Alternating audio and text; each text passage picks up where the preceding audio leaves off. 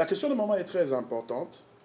Et cette question-là touche aussi à ce que nous sommes en train de dire ici, de parler, de partager ensemble ici. Et ça, c'est pour cela que hier, en introduction, j'ai insisté sur le fait que il va falloir absolument que nous puissions prier d'une manière...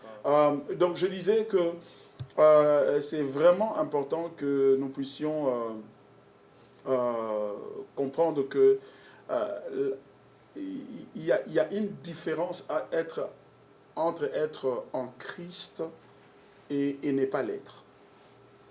Être dans les Seigneurs et être encore dans le monde et même parfois être en train de faire des choses de Dieu dans le monde. On est dans le monde, mais on fait les choses de Dieu et on a l'impression qu'on est avec Dieu alors qu'on n'est pas. Il y a un texte formidable qui est, je crois qu'on y a fait allusion hier, c'est dans Matthieu, chapitre, je prends de la Matthieu, chapitre 7.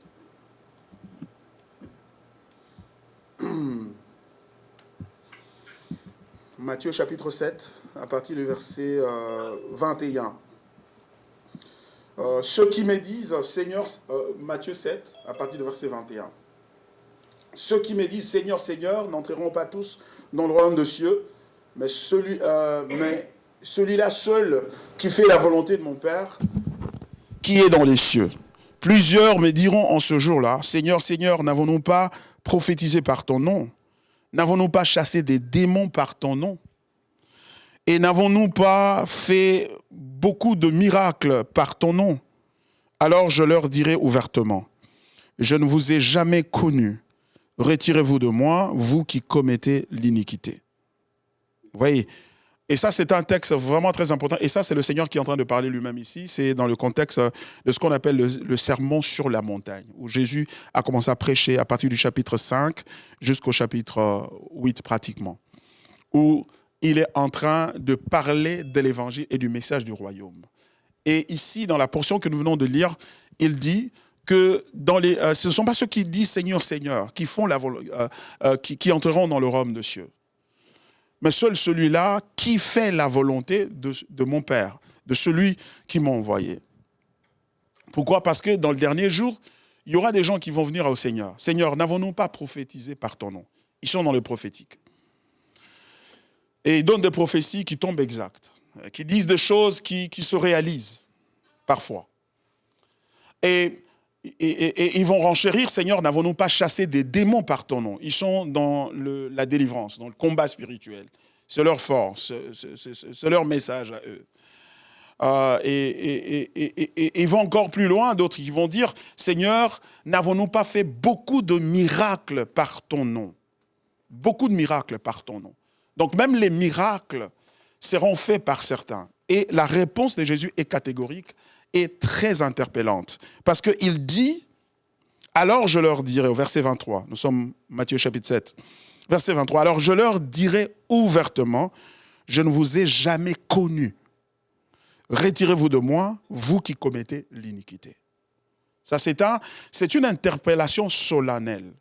Et d'autant plus que ça ne vient pas de la bouche de Paul, Pierre ou Matthieu, ça vient de la bouche du Seigneur Jésus-Christ lui-même, qui affirme deux choses là. La première, c'est qu'il est possible d'être un opérateur spirituel. Comme on a des opérateurs économiques, tout ça, il y a aussi des opérateurs spirituels. C'est-à-dire qu'il y a des gens qui opèrent dans le spirituel. Les gens qui font des choses qui paraissent être les choses de Dieu. Qui sont dans le prophétique, qui sont dans la délivrance, qui sont dans le surnaturel. Mais qui, en fait, Jésus dit, je ne vous ai jamais connu. Et regardez, et c'est ce que l'apôtre Paul, dans le livre de Galates, lorsque nous lisons Galates, au chapitre 4, nous voyons ici cette réalité-là apparaître, hein, au chapitre 4 de Galates.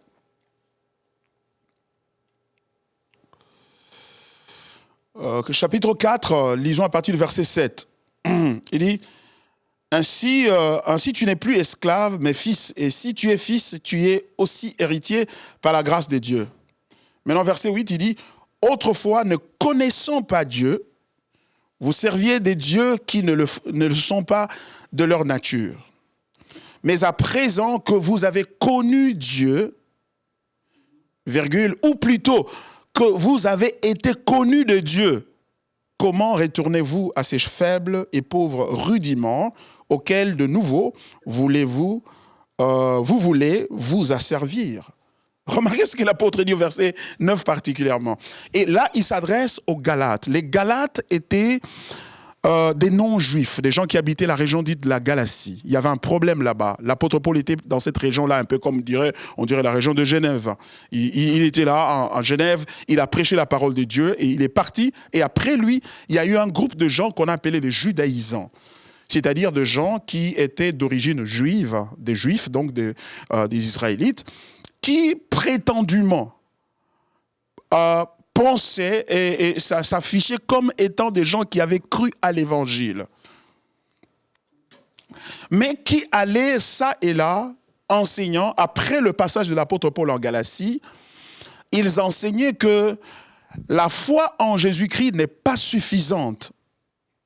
Encore faudrait-il que quiconque qui croit en Jésus-Christ, mais qui n'est pas d'origine juive, il doit ajouter à sa foi l'observance de la loi dite de Moïse. C'est-à-dire, notamment, les mâles ou les hommes doivent être circoncis. Parce que la circoncision à l'époque était une pratique strictement juive et c'était une pratique qui était instituée en Israël comme signe de l'alliance avec Dieu par Abraham et finalement Moïse, etc. Voyez-vous? Alors, ces judaïsants-là leur disaient, non, croire en Jésus-Christ n'est pas suffisant, il faut que vous ajoutiez à cela l'observance de la loi de Moïse, vous devez être notamment circoncis, vous devez observer les festivals de juifs, de toutes les fêtes de juifs, la Pâque, la fête des semaines, la fête de moisson, etc., les Yom Kippour, et aussi, vous devez observer le sabbat. Le sabbat, vous ne devez pas travailler. Ces trois choses-là. Alors, lorsque Paul a eu vent de cela, qu'après lui, dans la région dite de la Galatie, parce que Paul était appelé à aller vers les gentils, c'est-à-dire les non-juifs, pour leur annoncer l'évangile. Lorsqu'il a appris ça, il était déçu et en même temps outragé par cette modification substantielle de l'évangile. Cette modification qui demandait aux gens que non, écoutez, la foi n'est pas suffisante en la personne de Jésus. Il faudrait que vous puissiez aussi, en plus de votre foi, ajouter l'obéissance aux lois. Un peu comme qui dirait, la foi, le salut avait deux étapes. La première étape, c'est que vous devez croire au Seigneur Jésus-Christ et le recevoir comme Seigneur et Sauveur. Et la deuxième étape, vous devez maintenant amorcer le processus d'observance de loi de Moïse. Mais c'est un peu comme on entend aujourd'hui. Croire en Jésus-Christ, c'est bien, mais ce n'est pas suffisant. Encore faudrait-il passer par la cure d'âme, et la délivrance, et qu'on te délivre de tout ce que l'héritage de famille, etc. Car si on ne le fait pas, tu ne vas pas être sauvé. Non seulement que tu auras des problèmes avec ton salut, mais surtout tu auras des problèmes avec ta bénédiction. Il y aura des choses qui vont être bloquées dans ta vie, tu ne pourras pas avancer. Comme pour dire que la foi en Jésus-Christ n'est pas suffisante. L'apôtre Paul est en train d'écrire le livre de Galates en réponse à cet état de choses, à cette déformation de l'évangile. Et remarquez que ce que les judaïsants demandaient aux Galates n'avait rien à voir avec le péché apparemment. C'est-à-dire, ils ne leur disaient pas, c'est une bonne chose, vous avez cru en Seigneur Jésus-Christ, mais maintenant, écoutez, même si vous avez 3 femmes ou si vous prenez de l'alcool, vous illustrez par des actes immoraux, ça fait rien parce que vous êtes déjà pardonné. Ce n'est pas ce qu'ils leur demandaient de faire. Il leur demandait de se conformer à la loi que Dieu avait donnée. En d'autres termes, de se tourner vers les choses de Dieu. C'est-à-dire, il est possible qu'en faisant les choses de Dieu, non pas selon la volonté de Dieu, qu'on pêche contre Dieu. Et Paul, ici, est en train de leur dire quelque chose de très important. Il leur dit au verset 20, au verset 8, il dit « Autrefois, ne connaissant pas Dieu », parce que celui qui leur avait annoncé l'évangile, qui les avait amenés à Dieu par Jésus-Christ, il dit, vous serviez des dieux qui ne le sont pas de leur nature, c'est-à-dire des idoles. Mais à présent que vous avez connu Dieu, ou plutôt que vous avez été connus de Dieu. Et ça, c'est une nuance très importante. Vous avez connu Dieu et vous avez été connus de Dieu. Il dit non, plutôt, non, c'est pas que vous avez connu Dieu, parce que le pécheur ne peut pas connaître Dieu, à moins que Dieu aille vers lui pour se laisser découvrir à lui, afin que le pécheur connaisse Dieu. Jésus a dit, nul ne peut venir à moi si le Père qui m'a envoyé ne l'attire vers moi. Donc, quand Paul dit que vous avez connu Dieu, en fait, Paul est en train ici de se référer à ce qu'il a dit dans Romains chapitre 1er. Il a dit, dans Romains 1er, que les perfections invisibles de Dieu sont observables comme à l'œil. Lorsqu'on regarde la création, on regarde la nature. Quand tu regardes seulement la mer, les océans, les montagnes, la beauté de la nature, tu dis non, il doit y avoir quelqu'un qui est derrière ça. Il doit y avoir vraiment un créateur. Vous voyez ? Donc, tu peux connaître Dieu de cette manière-là. C'est ce qu'on appelle la révélation générale. La révélation générale que Dieu a rendue disponible à tout le monde, afin que personne soit sans excuse. Romains chapitre 1, versets 18 à 20. Afin que personne n'ait une excuse. Mais au-delà de cette révélation-là, dite générale, que l'on peut percevoir de Dieu. Parce que nous avons nos grands-pères, nous avons nos arrière-grands-pères, etc., qui n'ont pas connu l'évangile que nous avons connu aujourd'hui, mais qui avaient la notion de Dieu. Et qui connaissaient que Dieu existe. Comment ils l'ont connu? Ils l'ont connu au travers de la création que Dieu a rendue disponible. Mais cependant, la révélation dite générale n'est pas suffisante. C'est pourquoi Dieu donne une révélation spéciale, particulière. Et cette révélation est reprise dans le texte biblique. Et cette révélation-là, c'est la révélation selon laquelle Dieu se montre à nous comme rédempteur, comme celui qui nous délivre du péché et celui qui nous sauve de nos péchés, qui nous pardonne nos péchés, mais qui nous fait transporter du royaume de ténèbres au royaume de lumière du Fils de son amour. Vous voyez? Et ça, c'est la connaissance de Dieu qui est une connaissance rédemptrice. Donc, en d'autres termes, il y a deux types de connaissance de Dieu. Il y a la connaissance de Dieu qui est générale, que tout le monde connaît, parce que à la fin du monde, personne ne dira que je n'ai pas connu Dieu. Non, tu savais que Dieu existe, parce que Dieu a donné des évidences. Comment les 4 saisons se succèdent comme ça, et chaque année, à ce même rythme-là, c'est toujours par hasard, hein? Non, ce n'est pas un hasard. Il y a un artiste derrière ça. Il y a un concepteur. Il y a un organisateur. Il y a un maître d'orchestre derrière la création et ce que nous avons. Alors, personne n'aura une excuse à cet égard-là. Mais cependant, Dieu voudrait que nous le connaissions, non pas seulement comme créateur, mais comme rédempteur. Et cette connaissance de Dieu-là requiert l'initiative de Dieu. Ça demande que Dieu vienne te chercher. Pourquoi? Parce que la Bible le dit dans Ésaïe, nous étions là marchant, chacun suivait son propre chemin, comme des brebis égarées. Chacun suivait son propre chemin. Le pécheur ne peut pas chercher Dieu. Même lorsqu'il vient à l'église pour prier, en fait, il ne vient pas chercher Dieu, il vient chercher les choses de Dieu. Et comment il vient chercher les choses de Dieu? Mais il vient chercher les choses de Dieu parce que, au travers de la création, il s'est rendu compte qu'il existe un Dieu. Un Dieu qui peut étendre ses limites, qui peut prolonger ses limites et lui donner ce que lui ne peut pas avoir par lui-même, par sa propre force. Et c'est pour cela, le message dit de combat spirituel, c'est un message qui ne demande pas la révélation du Saint-Esprit pour le comprendre. Qui ne demande pas la nouvelle naissance pour comprendre ça. Que dans la famille on te combat, que non, il y a des gens au lieu du travail qui te combattent, qui font ceci. Nous avions cette notion-là avant même que nous ne venions à Christ. Nous connaissions qu'il y a des combats et de la sorcellerie, etc. avant que nous venions même à Christ. C'est pour cela, pour ce message-là, vous n'avez pas besoin de la révélation de qui est Christ, sinon vous avez besoin d'une information selon laquelle Dieu a donné son Fils unique, et si tu crois en son Fils, tu vas être sauvé et tu vas être délivré. C'est lui qui va t'aider maintenant à combattre les sorciers des familles, les envoûtements et ces choses-là. Et du coup, Tu penses qu'en faisant cela, en répondant à ce message-là, et même en répétant la prière de recevoir Jésus-Christ comme Seigneur et Sauveur dans ce contexte-là, sans l'évangile, et ça c'est très important, sans l'évangile, donc vous pouvez arriver au salut, alors que cela est impossible.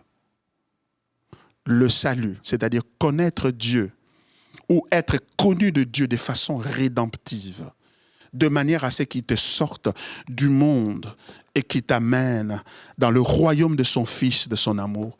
C'est une initiative unilatérale de Dieu. Et cette transaction-là, ce transfert-là, du monde des ténèbres vers le monde de lumière, c'est-à-dire un changement d'identité, de fils de la perdition ou fils de la colère, comme Éphésiens chapitre 2, verset 3 le dit, vers la nouvelle identité de fils de Dieu, l'enfant adoptif de Dieu, ça ne peut se faire sans l'évangile articulé correctement comme on est en train de le faire pendant cette semaine de prière.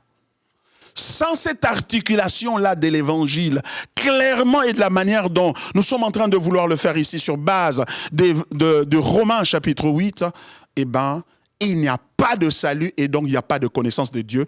Et c'est pour cela que Jésus dit, je leur dirai ouvertement, retirez-vous de moi car je ne vous ai jamais connu. Pourquoi? Parce qu'il ne peut vous connaître qu'au travers l'évangile. Il ne peut, c'est-à-dire connaissance n'est pas, quand il dit je ne vous ai jamais connu, ça veut dire, Jésus ne veut pas dire que je ne connais même pas votre nom, je ne connais même pas l'adresse où vous habitiez, je ne connais même pas votre maman, votre papa c'était qui, c'est pas ce qu'il veut dire naturellement, parce qu'il est Dieu, il est omniscient, n'est-ce pas? Il connaît toutes choses, ça il connaît.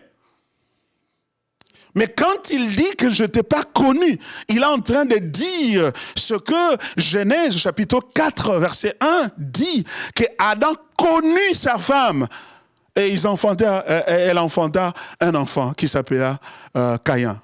Et il l'a connu encore. Il lui a un autre enfant qui s'appelait Abel. Voyez-vous? Cette connaissance-là, c'est cette intimité-là qu'il partage avec nous. Pourquoi? Parce qu'au travers du salut, le salut n'est pas quelque chose que Dieu nous donne, n'est pas un ensemble de bénéfices que Dieu nous donne. C'est-à-dire, si tu crois, voilà le paquet que tu vas avoir. Tu vas avoir le pardon des péchés. Le sang de Jésus va te purifier. Le Saint-Esprit va entrer en toi. Tu auras maintenant un ange chaque jour, garde du corps qui est avec toi. Et tu changes d'identité, tu deviens un enfant de Dieu. Et quand tu pries, Dieu va te bénir. Et Dieu va te donner ceci et cela. Tout cela, c'est vrai. Tout cela, c'est vrai. Mais ce n'est pas ça le salut. Le salut, c'est plus profond que ça. C'est pourquoi il dit, je ne vous ai jamais connu. Pourquoi? Parce que le salut implique une union profonde avec lui. C'est une invitation à venir participer à la nature de Dieu. La Bible dit dans l'épître de Pierre que puisque nous sommes participants à la nature de Dieu, nous sommes devenus participants à la nature de Dieu. En d'autres termes, par le salut, Dieu a déchiré sa nature par Jésus-Christ et il nous a fait entrer dans sa vie. Et nous partageons une vie ensemble avec Dieu. Donc, ce n'est pas quelque chose qu'il nous donne que je peux faire tomber, ou je n'avais pas bien gardé ça, je n'avais pas mis ça dans ma poche, ou la poche était trouée, et c'est tombé, j'ai perdu mon salut. Non. C'est une vie de Dieu. Il dit, Père, je prie afin que toi, comme toi et moi nous sommes un, que eux aussi soient un. Et eux en nous, nous en eux. Vous voyez, cette union-là, c'est ça. C'est cela qui fait le salut. Et Jésus dit qu'il est possible d'être prédicateur de l'évangile, faire des miracles, prophétiser et dire des choses qui sont correctes et qui tombent justes, mais n'avoir jamais participé à sa vie et à sa nature et ne pas être un avec lui. C'est donc pour répondre à la question des mamans, la raison pour laquelle, pourquoi plusieurs prédicateurs, ils font des choses, des gaffes, des scandales, etc. Et pourtant, ils sont des hommes de Dieu. Comment ça? Est-ce que... Donc, il n'y a plus de condamnation sur eux. Non, en réalité, il y a une condamnation sur eux. La condamnation, c'est que... Regardez. La condamnation est celle-ci. C'est que Dieu les a livrés aux désirs et aux passions de leur cœur. C'est-à-dire que quand Dieu se révèle à toi et à nous, au travers de ce qu'il a fait en Jésus-Christ, au lieu d'aimer ça et de voir ça et d'apprécier le caractère glorieux de ce que Dieu a fait en nous, nous donnant un privilège extraordinaire, en nous adoptant dans sa famille et en devenant membre de sa vie et en communion avec lui, au lieu d'apprécier cela, mais toi tu apprécies l'argent. Tu apprécies le mariage, tu apprécies la promotion, tu apprécies les enfants, tu apprécies le travail, tu apprécies les diplômes. C'est-à-dire que la raison pour laquelle tu suis Dieu, ce n'est pas pour Dieu, mais pour ce que Dieu a. Alors Dieu va te livrer à la passion de ton cœur. Et ça devient un jugement sur toi. Et c'est pourquoi tu vas voir, et ce qui est pire, c'est que parfois, tu te livres à ces choses-là et ça marche. C'est pourquoi certains de ses serviteurs sont perdus. Pourquoi? Parce qu'en réalité, ils se donnent à ces choses-là et ça marche. C'est un peu comme Judas. Il aimait l'argent. Tout le temps qu'il était avec Jésus, ce n'était pas Jésus qui l'intéressait. C'était l'argent. Il ne voyait pas la gloire de Jésus. C'était l'argent qui l'intéressait. C'est pourquoi le jour où il est allé faire un cop là avec, s'arranger avec le souverain sacrificateur et les autres pour qu'on lui paye l'argent pour leur livrer Jésus. Et ça marchait. Ça marchait. Il n'a pas rencontré une difficulté pour ça. Ça marchait, on lui a donné l'argent et ce n'est qu'après qu'il s'est rendu compte que c'était un jugement. Et que ce qui avait réussi là était un jugement de Dieu sur lui. C'est pourquoi nous les voyons, ils prophétisent, les choses tombent bien, et puis bon, entre-temps, ils couchent avec les filles, ils font tomber les autres, ils commettent des scandales, et ça marche.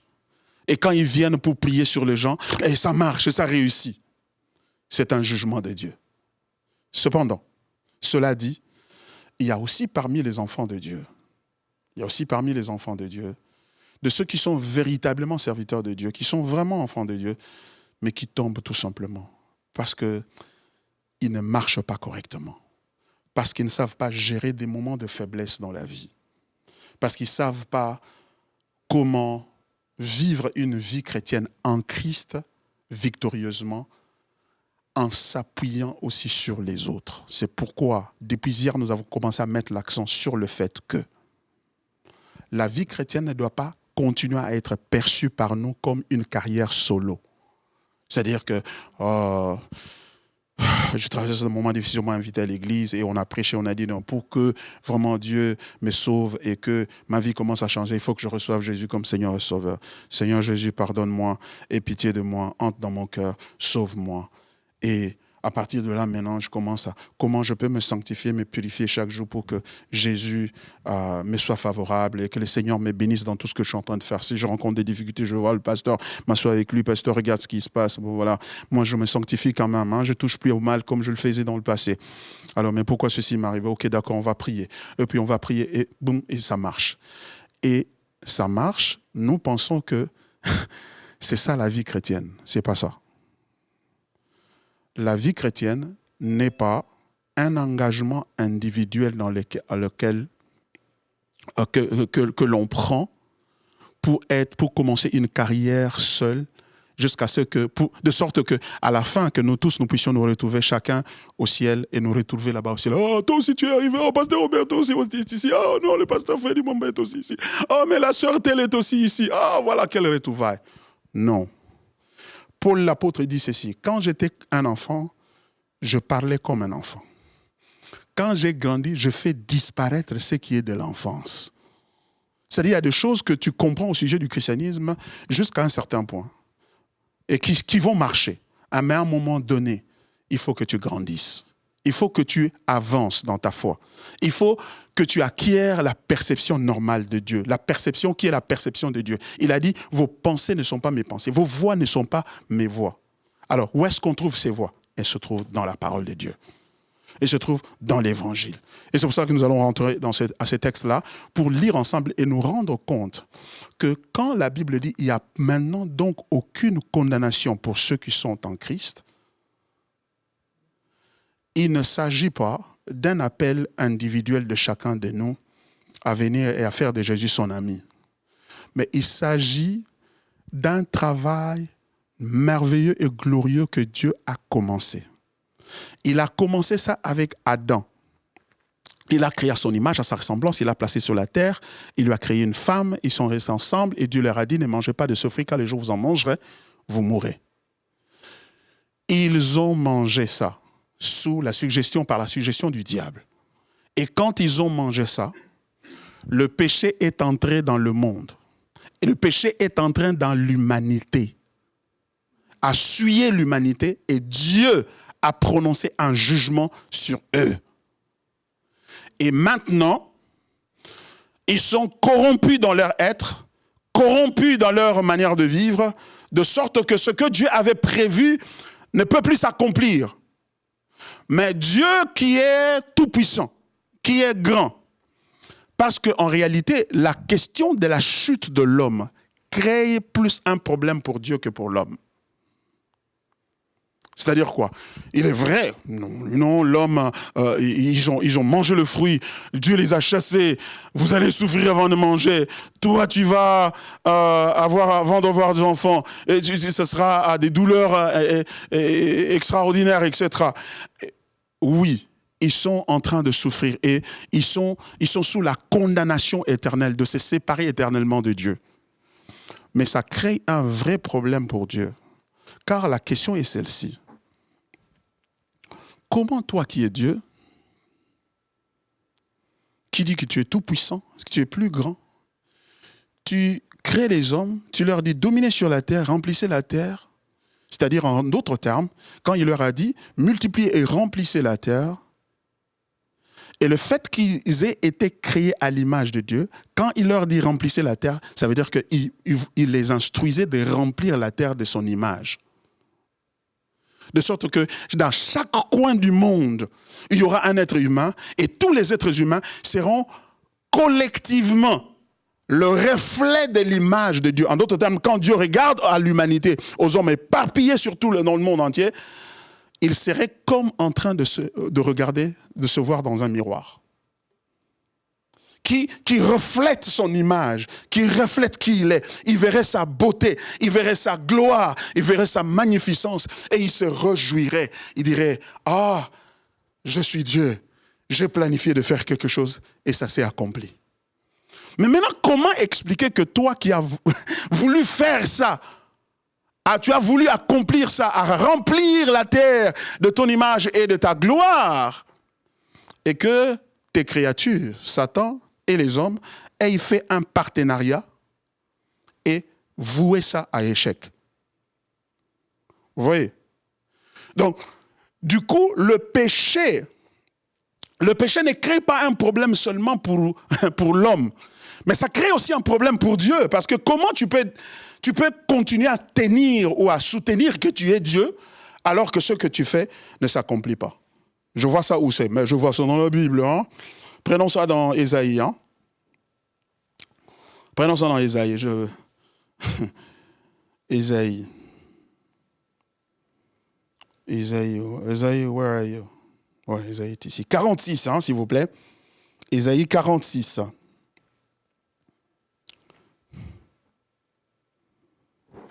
Écoutez comment Dieu parle de lui-même. Écoutez comment Dieu parle de lui-même et essayons d'approcher ça à la question de la chute pour comprendre la problématique ici. Pour comprendre le problème. À partir du verset 8. Isaiah car key. Everything's fine? The car key?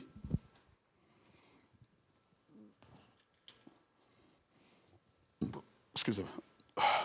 Le texte dit ceci. Souvenez-vous de ces choses et soyez des hommes, pécheurs, rentrez en vous-même. Souvenez-vous de ce qui s'est passé de les temps anciens.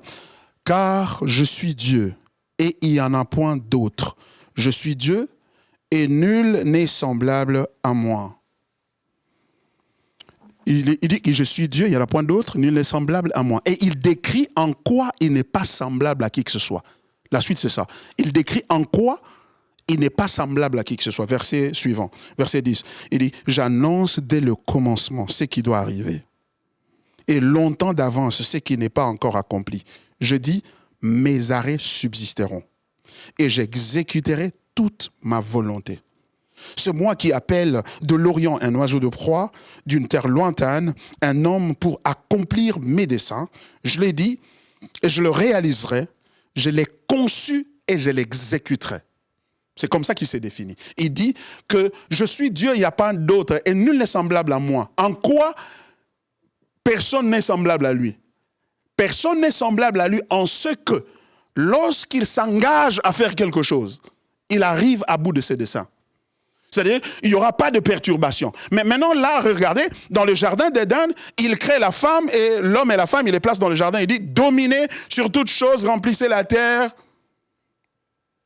Et vous serez bénis dans ceci, bénis dans cela. Il les a bénis. Mais au chapitre 3 de Genèse, ça c'était au chapitre 2, au chapitre 3 de Genèse, une interruption arrive. Un accident. Est-ce un accident ou n'est pas un accident? Bon, disons-le comme ça d'abord. C'est un accident qui arrive, quelque chose qui arrive, et qui vient interrompre ce que lui avait dit qu'il devait prendre place. C'est-à-dire l'homme est devenu incapable de dominer, et lui, Dieu, est forcé. Il est forcé. Il n'a pas fait de gaieté de cœur quand il est arrivé ce soir-là, cherchant Adam. Adam, où es-tu, Adam? C'était pas de gaieté de cœur. Il était forcé par sa loi qui disait que toi tu es juste, tu ne tiens pas le coupable pour innocent. Puisqu'ils ont commis le mal, il faut le châtier. Sinon tu n'es plus Dieu. Sinon tu deviens un partenaire des contrefacteurs, des gens qui brisent la loi. Et Dieu est intervenu et il a prononcé le jugement et la condamnation contre eux. Et donc vous comprenez que le grand danger contre la vie de l'homme, ce n'est pas Satan, mais c'est Dieu.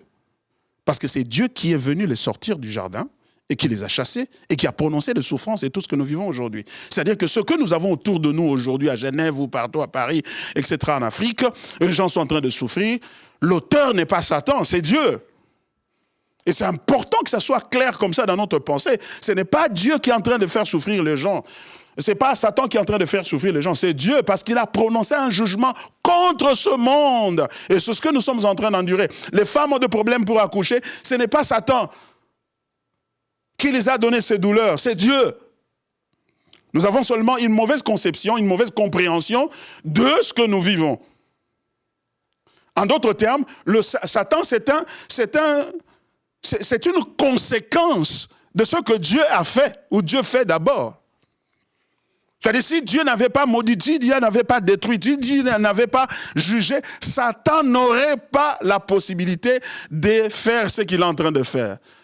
Donc, Satan n'est pas la cause première de la souffrance et de ce que nous endurons. Il ne l'est pas. C'est Dieu qui l'est. Et c'est important que nous posions ça comme ça parce que nous ne saurons pas apprécier la bonne nouvelle. Nous ne saurons pas apprécier l'évangile à sa juste titre si nous ne concevons pas les choses de cette manière-là. Alors c'est pour cela que le jugement de Dieu a amené un bouleversement, non seulement dans la vie de l'homme, mais dans la vie de l'humanité tout entière. Et la vie de la création, la vie même des arbres, la vie des poussins, la vie des léopards, la vie du lion, est devenu difficile à cause de ce que Dieu avait dit et avait fait. C'est pour cela, quand on dit « il y a maintenant donc aucune condamnation pour ceux qui sont en Jésus-Christ », c'est une bonne nouvelle. Parce que cette condamnation ne vient pas d'abord des familles. Ça ne vient pas d'abord de Satan. D'abord de Dieu lui-même. C'est Dieu qui nous a condamnés. Car tous ont péché et sont privés de la gloire de Dieu. Le salaire du péché, c'est la mort. Romains chapitre 6, verset 23 et Romains 3, verset 23. Voyez-vous? C'est pourquoi, quand nous lisons le texte biblique comme ça, quand on nous parle de l'évangile de Jésus-Christ, en fait, c'est quoi? C'est Dieu qui vient... C'est en fait Dieu qui vient justifier Dieu. C'est Dieu qui vient par lui-même remettre Dieu dans ses droits. C'est-à-dire, son droit, c'était quoi? Son droit, c'était qu'il a dit, c'est moi qui suis propriétaire de la terre et des cieux et de toutes choses. Je vous ai créé, je vous ai mis sur la terre. Allez, soyez bénis et je bénis toutes choses pour vous. Parce que ça m'appartient, c'est moi qui vous l'ai dit. Et quelqu'un a interrompu ça. C'est Satan avec l'aide de l'homme par le péché qui avait été commis. Alors par conséquent, ça veut dire que Dieu en réalité n'est pas Dieu. Et pourtant, Dieu est Dieu. Et comment il va le prouver? Il va le prouver par la restauration, la rédemption en Christ. C'est pourquoi ce jour-là, pendant qu'il prononçait le jugement sur l'homme et la femme et sur les serpents, etc., et sur la nature, il va glisser une bonne nouvelle. Dans Genèse chapitre 3, verset 15, il va dire, par s'adressant au serpent, il va dire, la postérité de la femme t'écrasera la tête et tu lui mordras le talon. Il a annoncé la bonne nouvelle. Il a dit, il y aura un incident qui va arriver, qui va en fait démontrer que je suis Dieu.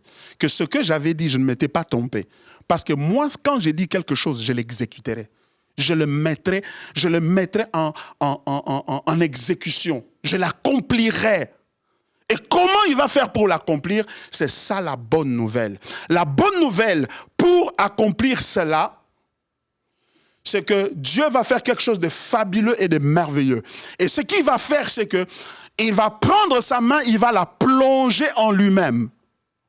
Il va plonger la main en lui-même et il va trouver en lui-même la solution pour réparer ce problème cosmique, ce problème humain ou humanitaire, disons-le comme ça, ce problème mondial et global. Pourquoi il a plongé la main en lui-même? Il a plongé la main en lui-même parce que s'il devra collaborer avec quelqu'un d'autre qui est différent de lui pour résoudre ce problème, ils seront des co-sauveurs. Ils seront des partenaires dans le salut. Du coup, Dieu ne recevra pas lui-même la gloire. Il devra la partager avec cette autre personne-là. C'est pourquoi, au cœur de la bonne nouvelle, il y a ce qu'on appelle la Trinité divine. La doctrine de la Trinité, mes frères, c'est la bonne nouvelle dans la bonne nouvelle. Parce que le Fils de Dieu étant Dieu comme son Père et le Saint-Esprit, le Fils de Dieu s'est levé pour dire « Père, j'accepte la mission » car la Bible dit « Tu n'as voulu ni sacrifice ni holocauste, mais tu m'as formé un corps.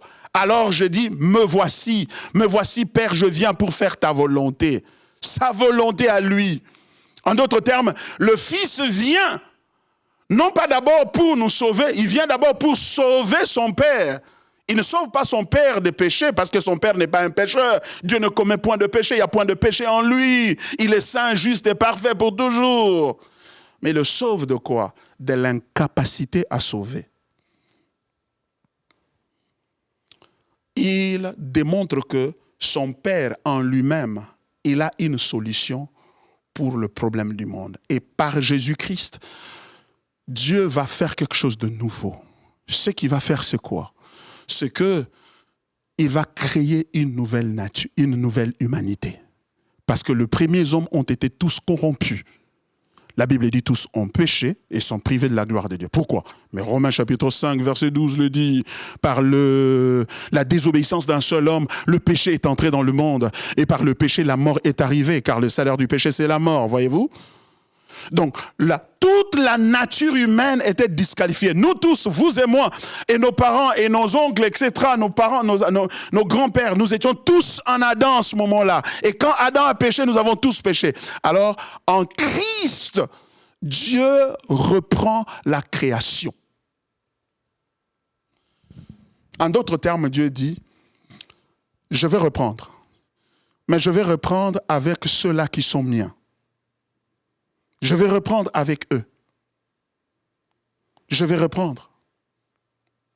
C'est-à-dire, avant la création du monde, il a pris un groupe de gens, il les a placés en Jésus-Christ. De sorte que quand Jésus-Christ prend la chair humaine et donc il devient un homme, il vient prendre la place de ces gens-là. Il meurt à leur place. Et quand il sort de l'autre côté de la résurrection, il devient le premier homme. Il devient le premier homme, il devient le second Adam. De sorte que maintenant, les gens peuvent quitter Adam et entrer en Jésus-Christ. Et quand vous quittez Adam, vous entrez en Jésus-Christ, vous n'êtes plus sous la condamnation. Ce qui enlève la condamnation de vous, ce n'est pas ce que vous faites. Ce n'est pas votre confession. C'est ce que lui fait. Il l'a fait en Jésus-Christ. Il nous a pris, il nous a mis en Jésus-Christ. Regardez, Éphésiens chapitre 2, verset 8 le dit encore plus clairement, vous allez voir. Et c'est important, bien aimé Seigneur, que nous puissions voir ces choses ici. Et surtout de cette manière, de la manière dont Dieu les décrit dans les textes bibliques, afin que nous puissions comprendre la beauté et la grandeur de l'évangile. Il n'est pas venu te sauver toi-même juste pour que tu ailles au ciel. Un peu comme ce jeune homme riche-là qui va, Seigneur, que dois-je faire pour entrer dans le royaume des cieux? Va obéir à la loi. Il dit, non, mais écoutez ça, j'ai déjà obéi depuis mon jeune âge. Qu'est-ce qu'il me reste encore? Ok, va vendre tout ce que tu as, donne ça aux pauvres, et prends l'argent, distribue aux pauvres, et après, quand tu es maintenant main vide, tu es bréduit, tu n'as plus rien, viens et suis-moi. Il a refusé de suivre Jésus-Christ. Pourquoi? À cause de ce que nous sommes en train de dire ici. Parce que le salut était perçu pour lui comme quelque chose d'individuel. Et ce n'est pas individuel. C'est un groupe de gens que Dieu sauve. Et quelle beauté de réaliser que dans ces groupes-là, Dieu a pensé à moi. Quelle bonne nouvelle, quel réconfort de penser que dans ce groupe-là, Dieu a pensé à moi. Regardez, au Éphésiens chapitre 2, à partir du verset 1er, la Bible dit ceci. Vous étiez morts par vos offenses et par vos péchés, dans lesquels vous marchiez autrefois, selon le train de ce monde, selon le prince de la puissance de l'air, de l'esprit qui agit maintenant dans les fils de la rébellion. Vous voyez? Donc, comment étions-nous? Nous étions morts. À quel moment nous sommes morts? Nous sommes morts en Adam, quand le péché est entré dans l'humanité. C'est là que nous étions morts. Et nous marchions selon le prince de ce monde. C'est celui-là, le prince de ce monde, Satan, qui était avec Ève, qui l'avait tenté et qui avait tenté aussi Adam et qui les a embarqués dans sa rébellion. Voyez-vous, au verset 3 du même Éphésiens 2, la Bible dit « Nous tous aussi, nous étions de leur nombre. » Et nous vivions autrefois selon le convoitise de notre chair, accomplissant les désirs, les volontés de la chair et de nos pensées. Et nous étions par nature des enfants de colère. Les enfants de colère, ça veut dire quoi? C'est-à-dire que sur nous, il y avait la colère de Dieu qui pesait. Et remarquez bien aimé l'enseignant que Dieu est plus dangereux que Satan, n'est-ce pas? Mais pourquoi? Mais parce que si tu as un problème avec Satan, tu peux crier « Seigneur, sauve-moi ». Le Seigneur va venir à ton secours. Pourquoi? Parce qu'il est plus fort que Satan. Mais toi, si tu as maintenant un problème avec Dieu, vers qui tu dois crier, ça devient très complexe, ça devient impossible. C'est pourquoi Dieu est plus dangereux que Satan. C'est pourquoi Dieu tue plus que Satan ne peut tuer. Et ça, c'est une bonne nouvelle, que Dieu tue plus que Satan, parce qu'il peut tuer Satan et l'amener en enfer. C'est une bonne nouvelle. Mais regardez, la Bible dit au verset 4, bien que nous étions morts dans nos offenses, marchant selon la convoitise de notre chair, etc., et nous étions des enfants de colère, mais écoutez la bonne nouvelle, verset 4. Mais Dieu, qui est riche en miséricorde, à cause du grand amour dont il nous a aimés, nous qui étions morts par nos offenses, qu'est-ce qu'il a fait? Nous a rendus à la vie avec Christ. C'est par la grâce que vous êtes sauvés. Il nous a ressuscités ensemble et nous a fait asseoir ensemble dans les lieux célestes en Jésus-Christ. Ensemble, en groupe, en communauté. Et la raison pour laquelle nous sommes encore sur terre, parce que le groupe n'est pas encore au total. Il y en a qui sont encore en train d'entrer parce qu'ils étaient prévus de faire partie de ce groupe-là. C'est eux que nous attendons, c'est eux qui nous font entendre ici, sinon nous serons déjà partis. Donc, la première chose qu'il faudrait réaliser, le salut que nous avons reçu, c'est un salut en groupe. C'est un salut en Christ. C'est un salut communautaire. Ce n'est pas un salut individuel pour focaliser toutes ses prières sur soi-même, sur ses enfants, sur son futur, sur ses études, sur son ministère, sur ce que nous devons faire. Mais plutôt, c'est pourquoi quand nous venons en Jésus-Christ, nous perdons l'identité individuelle que nous avions avant que nous venions à Christ.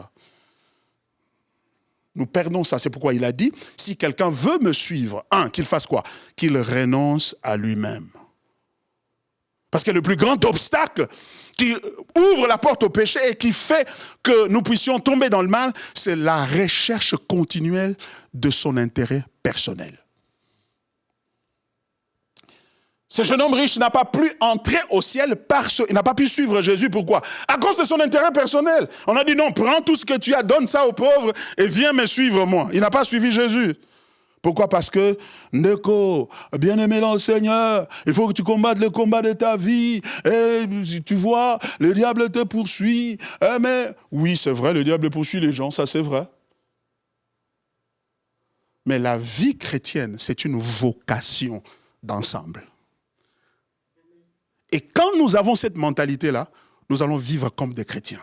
Nous allons réaliser pourquoi c'est important de nous aimer les uns les autres, de prier les uns pour les autres, de prier pour notre pasteur, de prier pour les frères et les sœurs qui sont dans l'église, de partager le peu que nous avons avec les autres, de soutenir l'œuvre de Dieu, non pas parce que Dieu va te donner au centuple, mais parce que ce que tu as ne t'appartient plus, appartient à tous et ça appartient à Christ parce qu'en réalité, tu n'as plus quelque chose dans ta vie que tu devrais appeler tien ou tienne.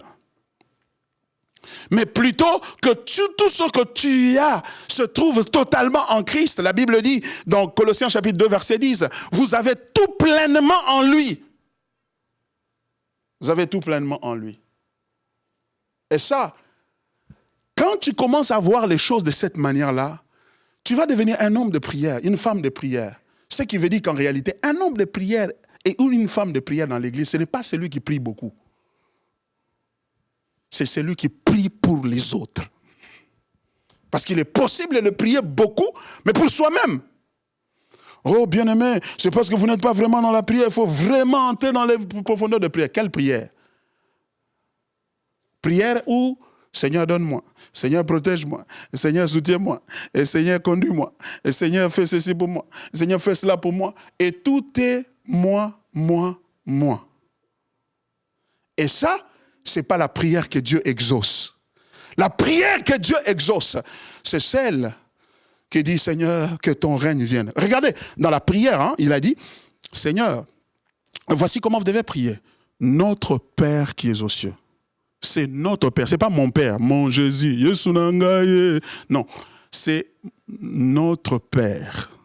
C'est l'esprit de famille, l'esprit d'équipe, l'esprit de l'ensemble, l'esprit de savoir que même le pasteur Baron qui est là-bas assis à Tolentine dans le péché, c'est notre frère. Je peux prier pour lui aussi, comme je prie pour pasteur Roberto. Je peux aussi prier pour pasteur Freddy. Je peux aussi prier pour une autre sœur, un autre frère, parce que nous sommes ensemble. Notre Père qui es aux cieux, que ton nom soit sanctifié. Que ton règne vienne. Et le règne de Dieu est venu par Christ. Et quand ce règne-là est venu, il y a quelque chose qui a sauté. C'est la condamnation. Regardez, Romains chapitre 8. Je vais terminer. Oh, c'est beau ces choses, c'est difficile de les dire en peu de mots. C'est difficile de les dire en peu de mots. Regardez, il dit, il n'y a donc maintenant aucune condamnation pour ceux qui sont en Christ. Ce chapitre ici commence avec une célébration, avec une bonne nouvelle. C'est la bonne nouvelle dans la bonne nouvelle. Il n'y a donc maintenant aucune condamnation pour ceux qui sont en Christ. En effet, la loi de l'esprit de vie en Jésus-Christ m'a affranchi de la loi du péché et de la mort. Car chose impossible à la loi, parce que la chair la rendait sans force, Dieu a condamné le péché dans la chair en envoyant, à cause du péché, son propre Fils dans une chair semblable à celle du péché. Et c'est là afin que la justice de la loi fût accomplie en nous qui marchons non selon la chair, mais selon l'esprit. Waouh! Ce qui est dit dans ces 4 versets ici, dans ces 4 premiers versets, bien-aimés dans le Seigneur, est extrêmement profond. Au verset 1, comme on l'a dit hier encore, il n'y a donc maintenant aucune condamnation pour ceux qui sont en Christ. La seule raison pour laquelle il n'y a pas de condamnation sur ta vie, c'est pas parce que tu pries beaucoup, c'est pas parce que tu donnes des offrandes, c'est pas parce que tu crains le Seigneur et tu ne marches pas dans le mensonge, etc., mais parce que tu es en Christ. Mais la question, c'est que comment on devient en Christ? Comment on entre en Christ? personne ne peut entrer en Christ à moins que Dieu ne le place en Christ. On l'a lu dans Éphésiens. Mais Dieu, qui est riche en miséricorde, à cause du grand amour dont il nous a aimés, nous a rendus à la vie ensemble avec lui. Donc c'est quelque chose que Dieu fait. C'est ça la bonne nouvelle. La bonne nouvelle, c'est quoi, pasteur Baron? La bonne nouvelle, c'est que ce que moi je devais faire pour être sauvé, je n'ai pas pu le faire. Et à cause de mon manque de capacité de le faire, Dieu m'a condamné. Mais maintenant, pour me sauver ou enlever la condamnation au-dessus de moi, Dieu lui-même a décidé de faire des choses à ma place. C'est ça la bonne nouvelle. Donc la bonne nouvelle, c'est ce que Dieu a fait. Il le fait pourquoi? Parce que moi, je ne peux pas le faire. Comment je sais que je n'ai pas pu le faire? Mais lisons verset 2. Il dit, en effet, la loi de l'esprit de vie en Jésus-Christ m'a affranchi de la loi du péché et de la mort.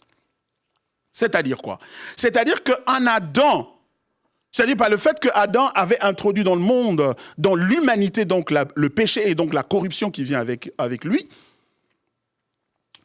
nous étions sous une loi. Ça veut dire quoi? Ça veut dire que chacun était corrompu en lui-même, de sorte que même si tu ne veux pas commettre le péché, tu vas toujours le commettre. Romains chapitre 7, l'apôtre Paul le dit. Il dit, c'est pas que j'ignore le mal, le bien que je dois faire. Non, le bien que je veux faire, je ne le fais pas. Je me surprends en train de faire exactement le mal que je ne veux pas faire. En cela, je reconnais qu'il y a une loi en moi. C'est la loi du péché et de la mort. Il y a une force en moi qui fait que, même si j'ai dit cette fois-ci, je ne veux plus cliquer dessus ou ne veux pas toucher sur cette application et voir la pornographie au milieu de la nuit quand personne n'est là, ou bien dans la salle de bain quand il n'y a personne à côté de moi. Mais je me surprends toujours après la décision, mais je tombe toujours dessus. Je le fais toujours. Il dit, la raison pour laquelle je le fais, c'est parce que je participe à une vie. En fait, à une mort. C'est cette mort-là qui s'est installée depuis Adam. De sorte que chacun qui naît, chaque personne qui naît dans ce monde, naît avec cette mort-là, cette capacité de faire le mal en lui.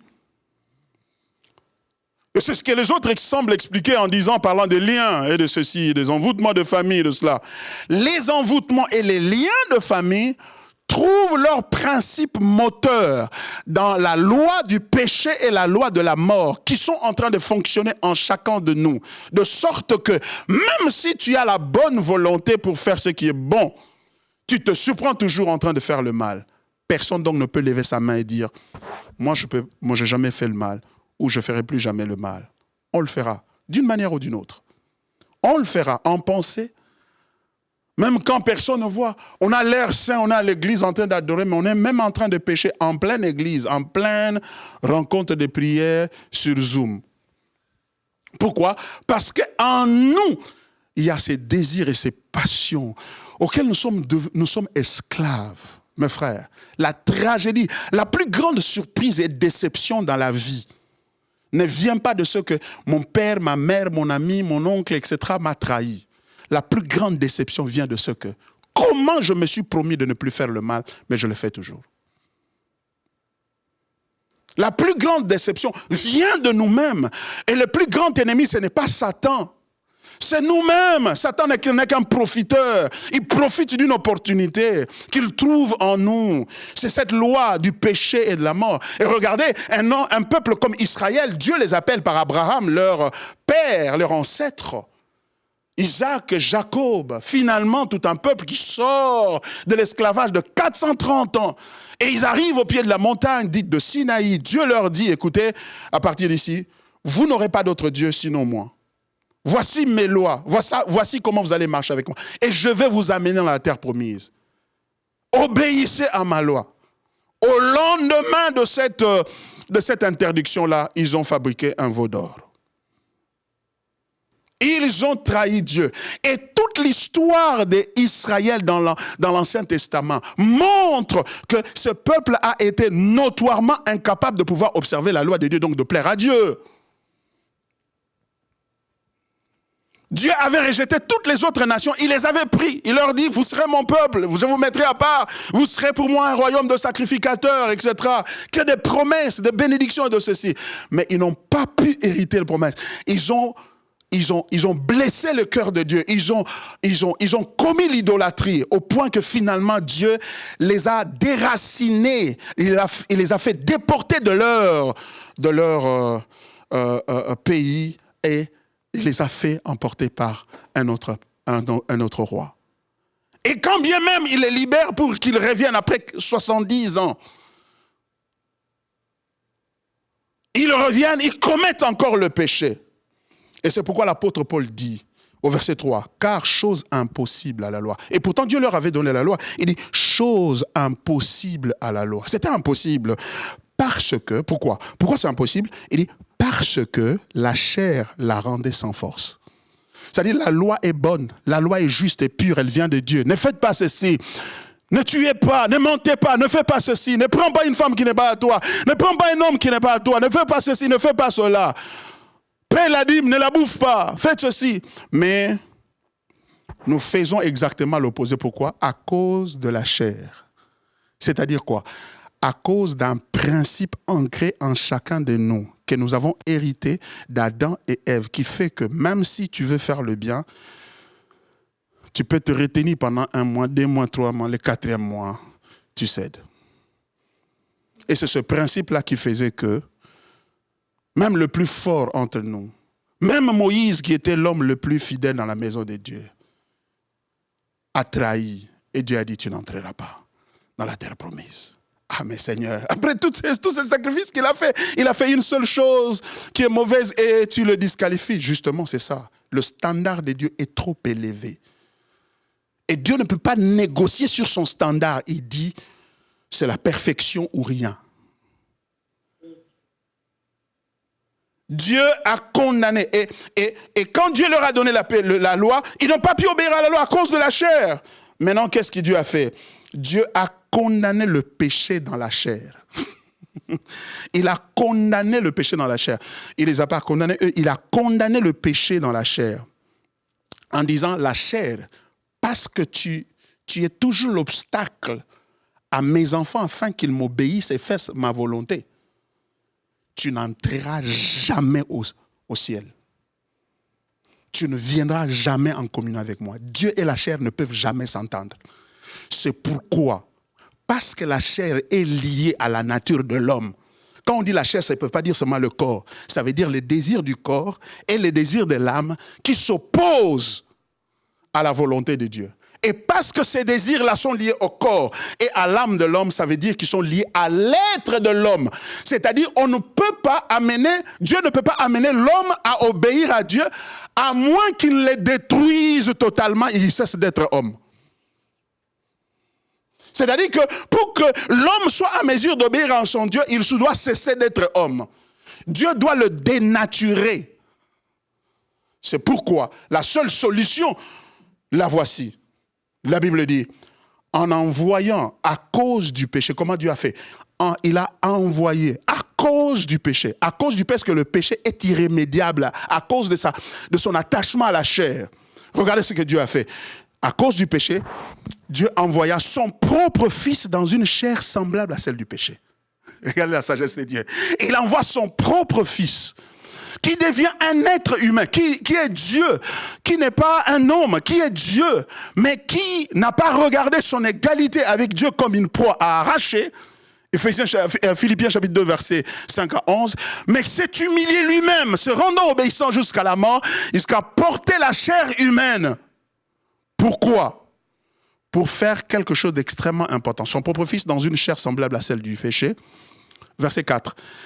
Et cela afin que la justice de Dieu fût accomplie en nous, qui marchons non selon la chair, mais selon l'esprit.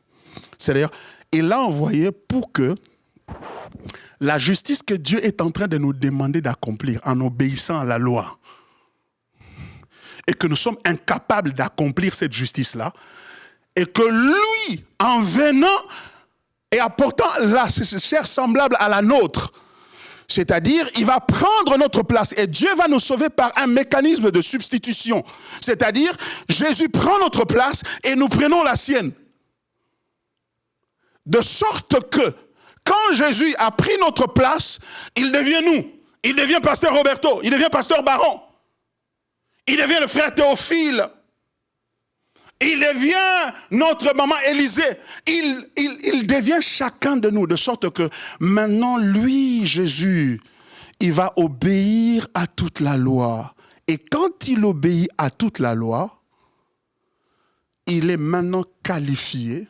La raison pour laquelle il obéit, je termine, la raison pour laquelle il obéit à toute la loi, parce que Dieu a décidé de nous sauver par substitution. C'est-à-dire quoi? Jésus prend notre place, nous nous prenons la sienne.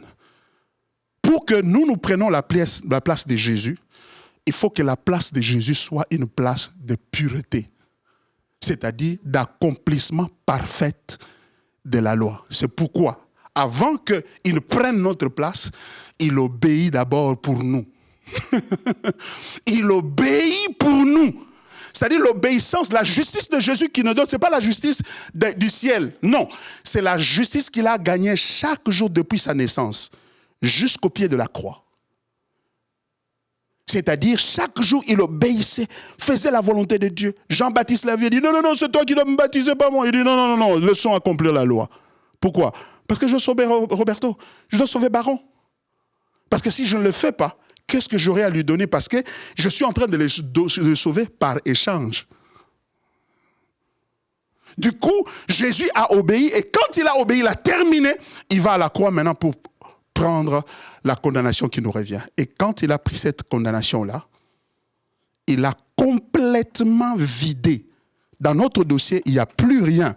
Quand on regarde, il n'y a maintenant donc aucune condamnation pour ceux qui sont en Jésus-Christ. Non pas pour ceux qui ont prié beaucoup. Non pas pour ceux qui ont fait quoi que ce soit. Non. Ceux qui sont en Jésus. Et comment ils sont en Jésus-Christ? Par la foi seule. Par leur foi seule. Et nous sommes en Jésus-Christ. Et à cause de ça maintenant, il y a une bonne nouvelle. Nous n'avons plus de condamnation. Par conséquent, aucune condamnation des familles. Aucune poursuite des familles, aucune réclamation des familles, aucune réclamation de quoi que ce soit, parce que nous nous tenons devant Dieu avec une robe que nous avons empruntée de quelqu'un d'autre. Cette robe nous vient de Jésus. C'est la robe immaculée de Jésus, de sa justice, qui nous a donné, qui nous a imputé. C'est pourquoi nous ne sommes plus dans le monde, nous sommes en Jésus-Christ. Et maintenant que nous sommes en Jésus-Christ, il n'y a plus de condamnation. Ça veut dire quoi? Alors que nous voulons prier. Ça veut dire que si Dieu ne te répond pas à une prière maintenant, aujourd'hui, ce n'est pas parce que tu as péché.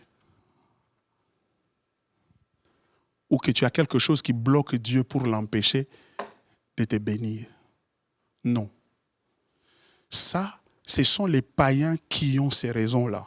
Eux, qui ne sont pas en Jésus, ils ont besoin de délivrance des liens, de délivrance des blocages et de toutes ces choses-là. Mais nous qui sommes en Jésus, nous n'avons pas besoin de ça.